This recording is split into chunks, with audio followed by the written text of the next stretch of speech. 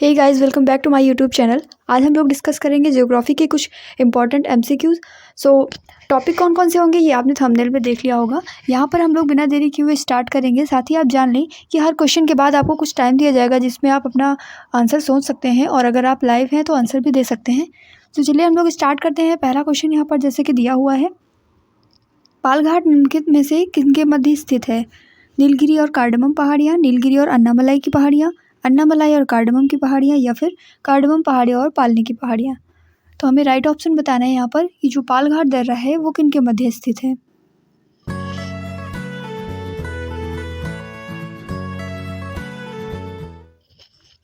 जिन्होंने गेस किया है नीलगिरी और अन्नामलाई वो बिल्कुल सही है, क्योंकि जब हम लोग दक्षिण भारत की जो पहाड़ियाँ हैं, पूर्वी घाट और पश्चिमी घाट जब डिस्कस कर रहे थे तो वहीं पर हमने पालघाट दर्रे के बारे में पढ़ा था।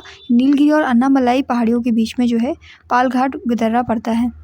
यहाँ इमेज में भी आप देख सकते हैं, ये नीलगिरी की पहाड़ियाँ हैं और नीचे अन्नामलाई की पहाड़ियाँ, बीच में जो है पालघाट का दर्रा पड़ता है जो कि कोच्चि और कोयम्बटूर को आपस में कनेक्ट करता है।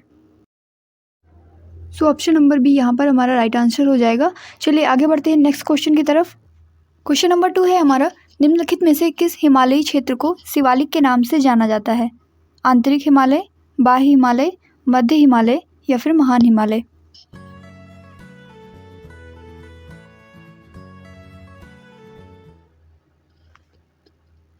हिमालय का जो बाहरी पोर्शन है, सबसे नीचे वाला पोर्शन जो है उसे हम बाह्य हिमालय के नाम से जानते हैं, जिसे शिवालिक भी कहा जाता है।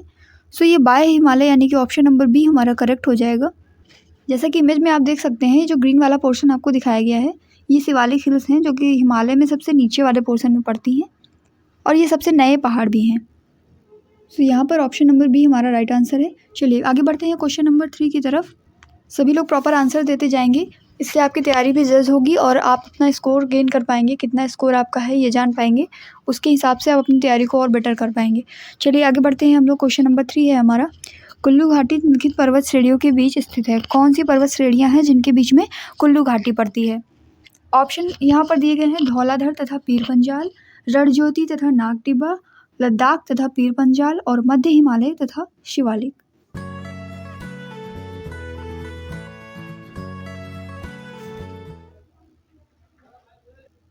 देखिए, जो लद्दाख और पीर पंजाल की रेंज है उसके बीच में कुल्लू घाटी पड़ती है। ऑप्शन नंबर सी हमारा यहाँ पर राइट आंसर हो जाएगा, लद्दाख तथा पीर पंजाल। क्वेश्चन नंबर 4 दिया हुआ है, नर्मदा एवं तापी नदियों के मध्य स्थित है? कौन सी पहाड़ियाँ हैं जो नर्मदा और तापी नदियों के मध्य स्थित हैं? अरावली की पहाड़ियाँ, सतपुड़ा की पहाड़ियाँ, राजमहल की पहाड़ियाँ, या फिर विंध्य पर्वत।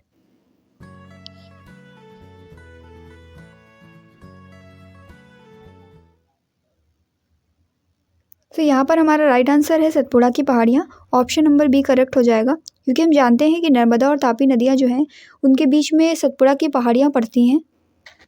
जैसे कि आप यहाँ पर देख सकते हैं, ऊपर विंध्यन की रेंज है और नीचे सतपुड़ा की रेंज है। सतपुड़ा की रेंज के ऊपर वाली जो नदी है ये नर्मदा है, और नीचे से जो बह रही है ये तापी है। सतपुड़ा की जो लोकेशन है वो इन दोनों नदियों के बीच में है, एक तो नर्मदा और दूसरी तापी।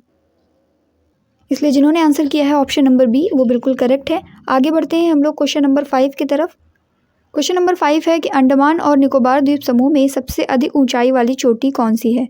अंडमान और निकोबार द्वीप समूह जो कि भारत का आइलैंड है, ये इसकी सबसे ऊंची चोटी बतानी है आपको। ऑप्शन दिए गए हैं आपको, Saddle Peak, Mount Thuillier, Mount Diavolo, और माउंट क्वेल।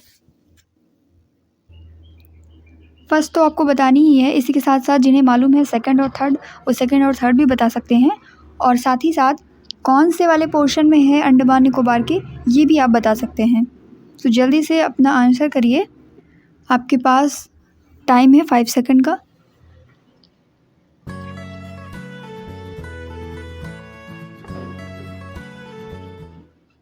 बिल्कुल सही, जिन्होंने आंसर किया है ऑप्शन नंबर ए बिल्कुल करेक्ट आंसर है, सैंडल पीक।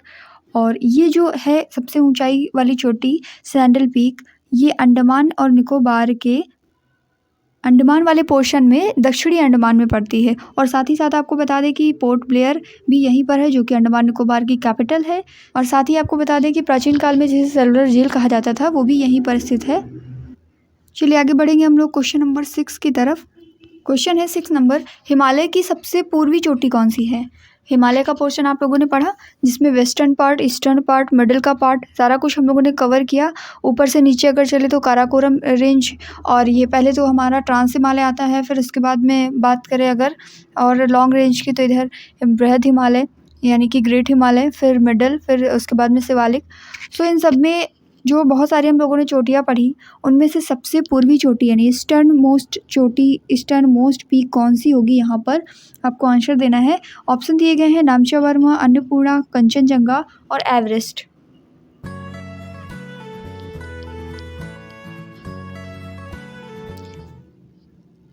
बिल्कुल सही, जिन्होंने आंसर किया है option number A. Option number A यहाँ पर बिल्कुल सही आंसर है। आप यहाँ पर भी नामचा वर्मा की लोकेशन देख सकते हैं। ये सबसे ईस्टर्न मोस्ट पोर्शन में आपका नामचा वर्मा पर्वत पड़ता है। तो इन ऑप्शंस के अकॉर्डिंग यहाँ पर सबसे लास्ट में पड़ेगा आपका, यानी ईस्टर्न मोस्ट पोर्शन कौन सा है, नामचा वर्मा। फिर बढ़ते हैं क्वेश्चन नंबर 7 की तरफ। बहुत ही अच्छा क्वेश्चन है ये, ध्यान से पढ़िएगा। अरावली और विंध्य श्रृंखलाओं के मध्य कौन सा पठार है। प्लेट्यूज का चैप्टर हम लोगों ने कवर किया, तो वहाँ पर आपको बताना है कि अरावली और विंध्य श्रृंखलाएं जहाँ पर थी उनके बीच में कौन सा पठार पड़ता है। मालवा का पठार, छोटा नागपुर का पठार, दक्कन का पठार या फिर प्रायद्वीपीय पठार। वैसे तो ये पठार जो है थोड़ा ऊपर साइड भी फैला हुआ है, लेकिन बेसिकली अरावली और विंध्य के बीच में कौन सा पठार आएगा, जल्दी से आंसर करें।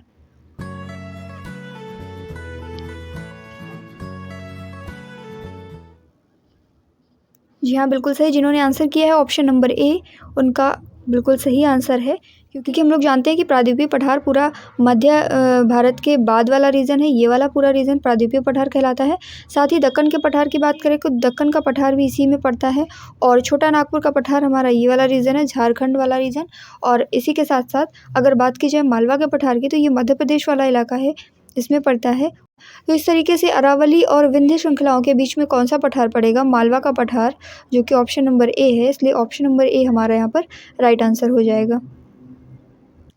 यहाँ पर आप सभी प्लेट्यूज की लोकेशन देख सकते हैं। ये रहा छोटा नागपुर का पठार, और इसी के साथ साथ इधर आपका शिलोंग प्लेट्यू जो कि इसी का पार्ट है। और फिर आप यहाँ पर देख सकते हैं नीचे दिया हुआ है दक्कन प्लेट्यू, और कर्नाटक का प्लेट्यू जो कि इसी का पार्ट है, बघेलखंड का पठार, बुंदेलखंड का पठार, मालवा का प्लेट्यू, और ये तेलंगाना का प्लेट्यू है। इसी के साथ साथ दंडकारण्य का पठार छत्तीसगढ़ वाला। ये सारे प्लेट्यूज की लोकेशन भी आप यहाँ पर देख सकते हैं। चलिए आगे बढ़ेंगे हम लोग। क्वेश्चन नंबर इसके बाद हमारा होगा 8। क्वेश्चन नंबर 8 है हमारा, पूर्वी तटीय मैदान का एक अन्य नाम है। जो हमारा ईस्टर्न कोस्टल प्लेन है उसका एक दूसरा नाम क्या है। कोंकण तटीय मैदान, मालाबार तटीय मैदान, कोरोमंडल तटीय मैदान या फिर गुजरात का मैदान। अगर आप लोकेशन यहाँ पर देख पा रहे हैं तो पूर्वी तटीय मैदान यानी कि इधर साइड की बात हो रही है, ईस्टर्न मोस्ट पोर्शन की बात हो रही है। तो जल्दी से आंसर करें कि इसमें कौन सा एक हमारा राइट आंसर होगा।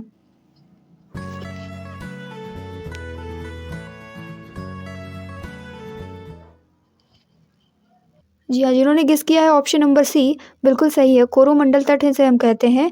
बेसिकली ये तमिलनाडु वाला ही पोर्शन होता है, इसके ऊपर उत्तरी सरकार उत्कल तट कहा जाता है। लेकिन अगर कभी पूछा जाए कि पूर्वी तटीय मैदान का एक अन्य नाम और कोरोमंडल ऑप्शन में होगा, तो हम इसे पूरे को ही कोरोमंडल तट कह देंगे। बेसिकली तमिलनाडु का तट जो है कोरोमंडल के नाम से जाना जाता है। इसी के साथ साथ गुजरात का तट, गुजरात का मैदान जो है यहाँ पर काठियावाड़ के तट के नाम से जाना जाता है। कोंकण उसके नीचे वाला पोर्शन है जो कि दमन से गोवा तक है। फिर गोवा से कर्नाटक के मंगलुरु तक आपका केंद्रा तट या फिर कन्नड़ तट कहा जाता है। उसके नीचे जब हम आएंगे तो ये केरल वाला पूरा पोर्शन मालाबार तट के नाम से जाना जाता है। सो यहाँ पर इस क्वेश्चन का राइट आंसर है 8 नंबर का ऑप्शन नंबर सी। सो इसके बाद दिया हुआ है क्वेश्चन नंबर 9। भारत के कोरोमंडल तट में सर्वाधिक वर्षा होती है। Coromandel coast of India receives maximum rainfall in January February के महीने में, या जून सितंबर में, मार्च मई में, या फिर अक्टूबर नवंबर में। जिस कोरोमंडल तट की हम बात कर रहे थे अभी, तमिलनाडु वाला तट, उसमें सबसे ज़्यादा वर्षा कौन से महीने में होती है, ये आंसर आपको करना है।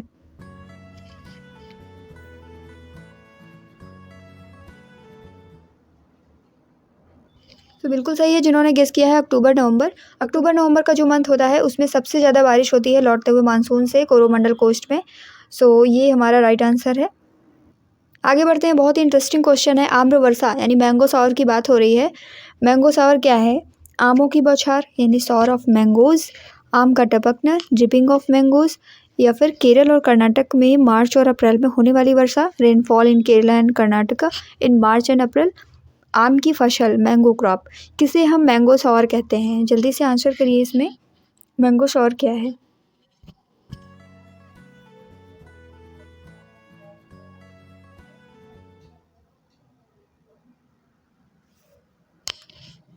तो हमारा राइट आंसर यहाँ पर है ऑप्शन नंबर सी, जो कि केरल और कर्नाटक में मार्च और अप्रैल में जो बारिश होती है उसे हम मैंगो शावर कहते हैं। सो ऑप्शन नंबर सी यहाँ पर हमारा करेक्ट आंसर हो जाएगा। चलिए आगे बढ़ते हैं क्वेश्चन नंबर 11 की तरफ। क्वेश्चन नंबर 11 है कि मिजोरम में स्थित फोंग पुई राष्ट्रीय उद्यान को किस अन्य नाम से भी जाना जाता है। काला पर्वत उद्यान, नीला पर्वत उद्यान, पीला पर्वत उद्यान या फिर मिजो हिल्स उद्यान।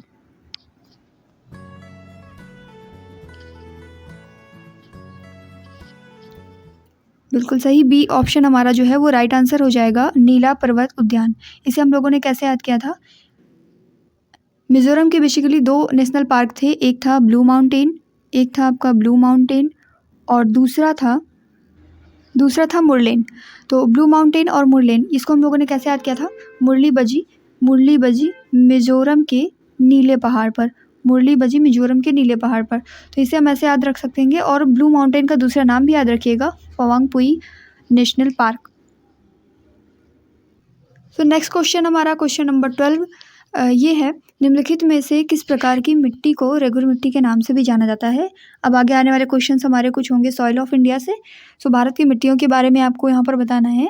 क्वेश्चन नंबर 12 में पूछ रहा है कि रेगुर मिट्टी के नाम से कौन सी मिट्टी जानी जाती है। ऑप्शन दिए गए हैं आपको, लैटराइट मिट्टी, जलोढ़ मिट्टी, काली मिट्टी या फिर लाल मिट्टी।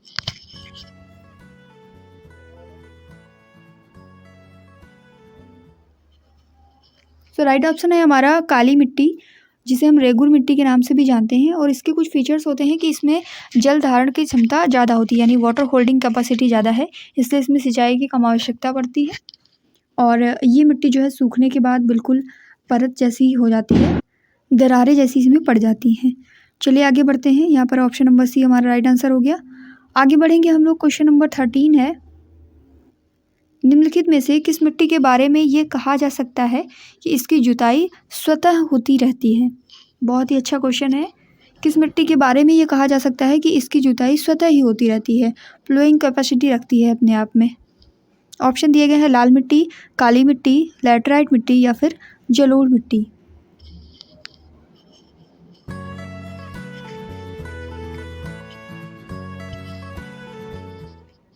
जी हाँ, बिल्कुल सही है जिन्होंने गेस किया है काली मिट्टी। काली मिट्टी के अंदर सेल्फ फ्लोइंग कैपेसिटी होती है, क्योंकि इसके अंदर जो है, इसके ऊपर जो है पपड़ियाँ टाइप की बन जाती हैं और दरारें पड़ जाती हैं, इसलिए ऐसा लगता है कि इस मिट्टी में जुताई की गई हो। तो इस मिट्टी की ये खास बात है, ये बात ध्यान रखेंगे। चलिए आगे बढ़ते हैं हम लोग, क्वेश्चन नंबर 14 हमारा क्या कहता है। क्वेश्चन नंबर 14 है, भारत में लाल मिट्टी का सर्वाधिक विस्तार कहाँ पर पाया जाता है। ऑप्शंस आपको दिए गए हैं, मध्य प्रदेश एवं छत्तीसगढ़ में, उड़ीसा एवं पश्चिम बंगाल में, आंध्र प्रदेश एवं तमिलनाडु में, राजस्थान एवं गुजरात में।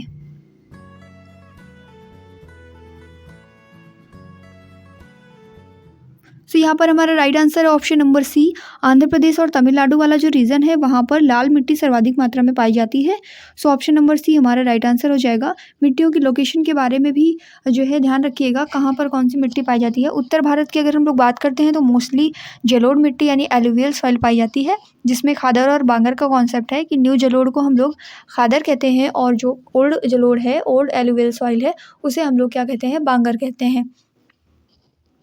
उसके अलावा दक्कन के पठार की अगर बात करें तो यहाँ पर काली मिट्टी पाई जाती है और आंध्र और तमिलनाडु वाले रीजन में लाल मिट्टी का विस्तार पाया जाता है। भारत के विभिन्न क्षेत्रों में विभिन्न प्रकार की मिट्टियाँ पाई जाती हैं, इसका रीज़न क्या हो सकता है। क्वेश्चन नंबर 15 है आपका, भारत के विभिन्न क्षेत्रों में विभिन्न प्रकार की मिट्टियाँ पाई जाती हैं, इसका मेन रीज़न क्या हो सकता है। ऑप्शंस दिए गए हैं आपको। ऑप्शन नंबर ए है जलवायु एवं संरचना की विविधता, संरचना एवं उच्चावच की विविधता, जलवायु एवं उच्चावच की विविधता या फिर जलवायु, संरचना एवं उच्चावच की विविधता। सो जिन्हें उच्चावच नहीं पता उनके लिए बता दूं, उच्चावच मीन्स रिलीफ है, यहाँ पर रिलीफ उच्चावच का मतलब है। और जलवायु तो सभी जानते हैं, क्लाइमेट की बात हो रही है यहाँ पर। सो क्लाइमेट और जो हमारी स्ट्रक्चर है उसकी जो डाइवर्सिटी है वो इफ़ेक्ट करती है, या फिर स्ट्रक्चर और रिलीफ की डाइवर्सिटी, या फिर क्लाइमेट और रिलीफ की डाइवर्सिटी, या फिर क्लाइमेट और जो हमारा स्ट्रक्चर है और साथ ही रिलीफ, इनकी डाइवर्सिटी। क्या चीज़ इफ़ेक्ट करेगी मोस्टली मिट्टियों के बारे में? जो मिट्टियों के इतने प्रकार पाए जाते हैं उसके लिए क्या चीज़ जिम्मेदार है?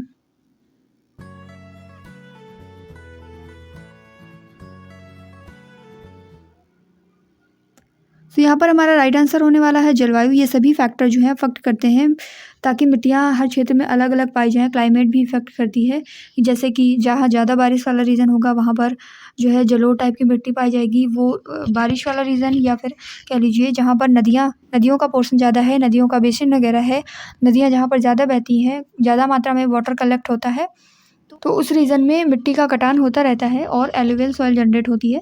सो यहाँ पर ऑप्शन नंबर डी हमारा राइट आंसर हो जाएगा। जलवायु संरचना और जो रिलीफ है यानी उच्चावच की विविधता है, ये तीनों बातें इफेक्ट करती हैं किसी भी क्षेत्र में मिट्टियों के प्रकार होने के लिए। क्वेश्चन दिया गया है, तटीय मैदानों और उत्तर भारत के मैदानों में उत्कृष्ट मृदा है। सबसे अच्छी मिट्टी जो कि तटीय मैदानों में और उत्तर भारत के मैदानों में पाई जाती है वो कौन सी है? ऑप्शन दिए गए हैं आपको, जलोढ़, और सेकंड ऑप्शन है रुक्ष जिसे शुष्क मिट्टी कहते हैं, सूखी मिट्टी, और तीसरा ऑप्शन है काली, और चौथा ऑप्शन है लाल मिट्टी।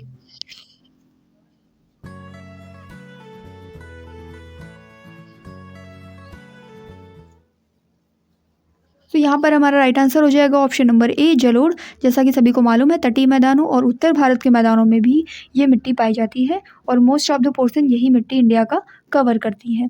आगे बढ़ेंगे हम लोग। क्वेश्चन नंबर 17 है हमारा, नवीन जलोढ़ मिट्टी को अन्य किस नाम से जाना जाता है? ये तो आंसर सभी कर लेंगे।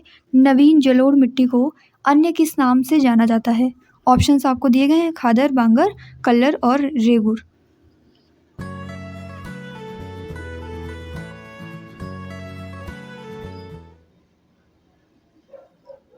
जी हाँ, बिल्कुल सही। नवीन जलोढ़ को हम लोग खादर के नाम से जानते हैं। ऑप्शन नंबर ए हमारा करेक्ट हो जाएगा यहाँ पर। और बांगर की बात करें तो ये जो है ओल्ड एलुवियल सॉइल को बांगर के नाम से जाना जाता है। क्वेश्चन नंबर 18 देखते हैं हम लोग। पटकाई की पहाड़ियाँ भारत को किससे अलग करती हैं? अभी आपको पटकाई की पहाड़ियों की इमेज भी दिखाई थी, तो यहाँ पर आपको बताना है कि पटकाई की पहाड़ियाँ भारत को कौन सी कंट्री से अलग करती हैं? चाइना से, म्यांमार से, पाकिस्तान से, या फिर बांग्लादेश से? अगर आपको पटकाई की पहाड़ियों की लोकेशन याद है तो इस आंसर को आप इजीली कर सकते हैं।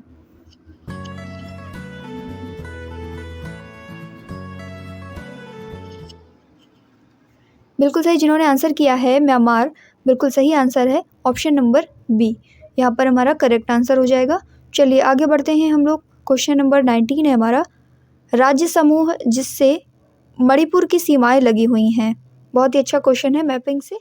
सो मैपिंग में स्टेट और उनकी बॉर्डर्स जो हैं उस वाले पोर्शन से यहाँ पर क्वेश्चन है कि राज्य समूह जिससे मणिपुर की सीमाएं लगी हुई हैं। मणिपुर नॉर्थ ईस्ट का एक स्टेट है और इसकी बॉर्डर कौन कौन से अदर स्टेट से लगी हुई हैं ये आपको बताना है। ऑप्शंस आपको दिए गए हैं, मेघालय, मिजोरम और त्रिपुरा, नागालैंड, मिजोरम और मेघालय, फिर तीसरा है नागालैंड, असम और मिजोरम, और चौथा है नागालैंड, मेघालय और त्रिपुरा।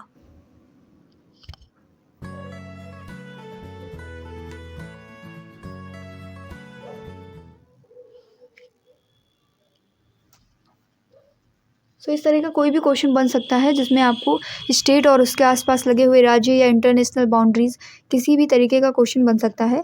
सो मैपिंग से आप उन्हें अच्छे से तैयार रखें।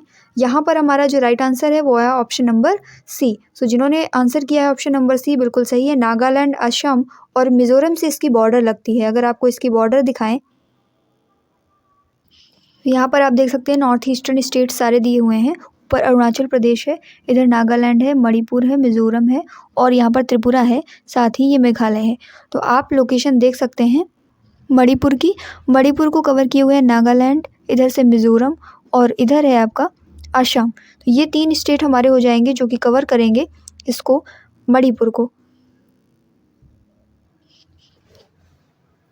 क्वेश्चन नंबर 20 है हमारा, भारत का सुदूर पश्चिमी बिंदु कौन सा है? यानी कि वेस्टर्न मोस्ट पॉइंट आपको बताना है इंडिया का। उस पॉइंट का नाम नहीं, यहाँ पर आपको उसकी जो लोकेशन है यानी कि कौन सी लॉन्गिट्यूडनल लाइन उससे होकर के जाएगी, ये आपको बताना है। साथ ही आप कमेंट कर सकते हैं कि भारत का सबसे पश्चिमी बिंदु जो है उसका नाम क्या है, वो भी आप कमेंट कर सकते हैं। यहाँ पर ऑप्शंस दिए गए हैं आपको। 23 डिग्री 7 मिनट पश्चिम यानी कि वेस्टर्न में Gujarat, 68 degree 7 minute western Rajasthan, 68 degree 7 minute eastern portion Gujarat, या फिर 68 डिग्री 7 मिनट ईस्ट राजस्थान।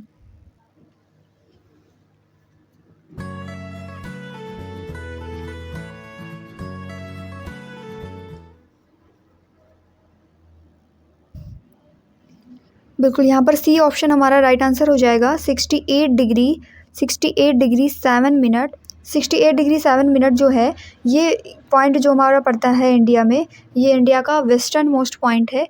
और अगर बात की जाए कि ये ईस्ट में क्यों है, क्योंकि हमारा जो अर्थ है हमारी, वो अगर हम उसे 2 पार्ट में डिवाइड करते हैं इस तरीके से, 4 पार्ट में, तो ये हमारा जो इधर वाला पोर्शन होता है, ये वाला हेमिस्फेयर ईस्टर्न हेमिस्फेयर कहलाता है और इधर वाला वेस्टर्न हेमिस्फेयर कहलाता है। इसी तरीके से हम ऊपर और नीचे की बात करें तो ये नदर्न हेमिस्फेयर और नीचे वाला जो है सदर्न हेमिस्फेयर कहलाता है। तो जब इंडिया के लोकेशन की हम लोग बात करते हैं तो इंडिया यहाँ पर हमारा लोकेटेड है, इस पोर्शन में लोकेटेड है। सो इस पोर्शन में होने की वजह से यहाँ पर चाहे इंडिया की बात करें या अदर किसी चीज़ की बात करें, जो भी लॉन्गिट्यूडनल लाइन है वो सारी ईस्टर्न लॉन्गिट्यूडनल लाइन कही जाएंगी। और ये बीच वाली 0 डिग्री वाली ये आपकी 0 डिग्री होगी, और इधर वाली जितनी भी लाइन्स होंगी ये वेस्टर्न में, ये वेस्टर्न यहाँ पर इनके साथ में लगेगा। और अगर बात की जाए कि जो बीच वाली है 0 डिग्री लैटिट्यूड, 0 डिग्री लैटिट्यूड के ऊपर जितना भी पोर्शन होगा ये हमारा नदर्न पोर्शन होगा, यानी कि इसके साथ में नॉर्थ लिखा जाएगा। जैसे कि 23 डिग्री जो कर्क रेखा हमारे यहाँ से होकर गुजरती है उसे हम 23.5 डिग्री नॉर्थ कहते हैं। तो ये उत्तरी अक्षांश है। और नीचे की अगर बात की जाए, यहाँ पर जो भी पोर्शन हम लोग देखेंगे उसे हम लोग साउथ कहेंगे। यहाँ पर जो मकर रेखा की बात की जाती है तो 23.5 साउथ की बात होती है, 23.5 साउथ। तो इस तरीके से हमारा लैटिट्यूड एंड लॉन्गिट्यूड डिवाइड होता है। यहाँ पर हम देख सकते हैं कि जो इंडिया का वेस्टर्न मोस्ट पोर्शन है वो 68 degree and 7 minute eastern Gujarat में पड़ता है, और आपको उसका नाम कमेंट करके बताना है। एक बहुत ही अच्छा क्वेश्चन आया हमारा, जो हमारा पश्चिमी घाट है वहाँ के जो नॉमिनेशन थे, वहाँ के जो तटों के नाम दिए गए थे, तो आपको बताना है कि कोंकण तट जो है वो कहाँ से कहाँ तक विस्तृत है। ऑप्शन दिए गए हैं गोवा से कोच्चि, गोवा से दीव, गोवा से दमन, या फिर गोवा से मुंबई। बहुत ही अच्छा क्वेश्चन है और इसका आंसर आप कर सकते हैं।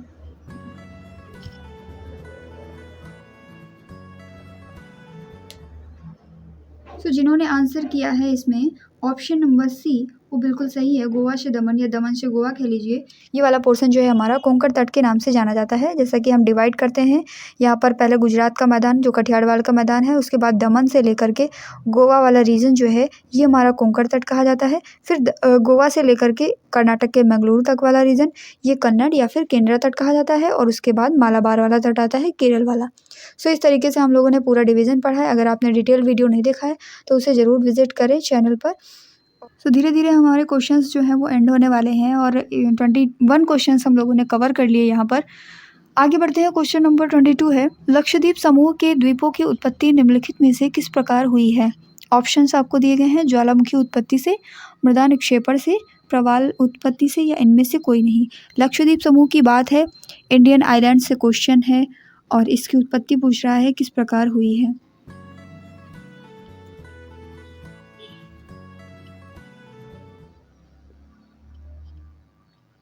तो यहाँ पर हमारा राइट आंसर हो जाएगा प्रवाल उत्पत्ति से, कोरल रीफ से जो है इसकी उत्पत्ति हुई है लक्षद्वीप की। सो ऑप्शन नंबर सी हमारा यहाँ पर राइट आंसर है।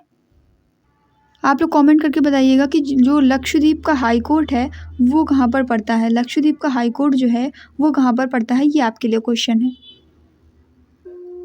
इसके बाद में क्वेश्चन है आपका, भारतीय क्षेत्र में स्थित 2 ज्वालामुखी द्वीप हैं। भारत के 2 आइलैंड ऐसे हैं जिनमें वोल्केनो इरप्शन होता है, तो ऐसे कौन सा आइलैंड है। कावरत्ती और न्यूमोर, पंबन और बैरन, बैरन और नारकोंडम, ग्रेट अंडमान एवं लिटिल निकोबार।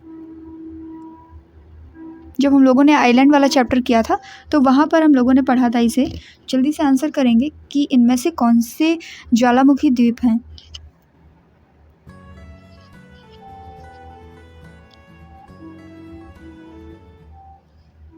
तो जिन्होंने आंसर किया है ऑप्शन नंबर सी बिल्कुल सही है, बैरन और नारकोंडम।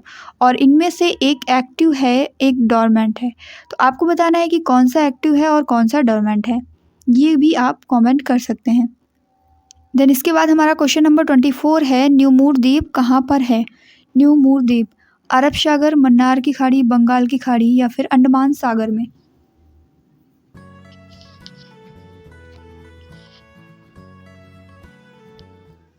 बिल्कुल सही, जिन्होंने आंसर किया है बंगाल की खाड़ी में, बिल्कुल सही आंसर है। क्योंकि जब हम पढ़ते हैं गंगा नदी और इधर से ब्रह्मपुत्र नदी बांग्लादेश से होकर दोनों मिलकर के जो बंगाल की खाड़ी में गिरती है, यहीं पर पश्चिम बंगाल के पास में एक द्वीप बना हुआ है, न्यूमूर द्वीप, जो कि बंगाल की खाड़ी वाले रीजन में पड़ता है। सो ऑप्शन नंबर सी यहाँ पर हमारा राइट आंसर हो जाएगा। ये हमारा सेकंड लास्ट क्वेश्चन है आज का। स्वतंत्रता से पूर्व कौन सा भारतीय क्षेत्र काला पानी के नाम से जाना जाता था? बहुत ही अच्छा क्वेश्चन है। कौन सा क्षेत्र है जो काला पानी के नाम से जाना जाता था? ऑप्शंस दिए गए हैं आपको, लक्षद्वीप समूह, अंडमान निकोबार द्वीप समूह, दीव या फिर आलिया बेट व खादिया बेट।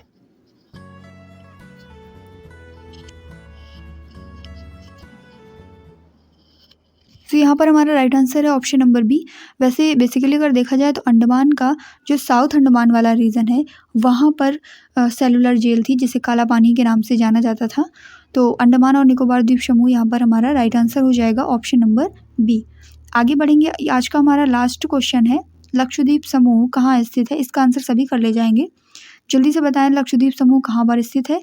ऑप्शन दिए गए हैं, अरब सागर, बंगाल की खाड़ी, हिंद महासागर या इनमें से कोई नहीं।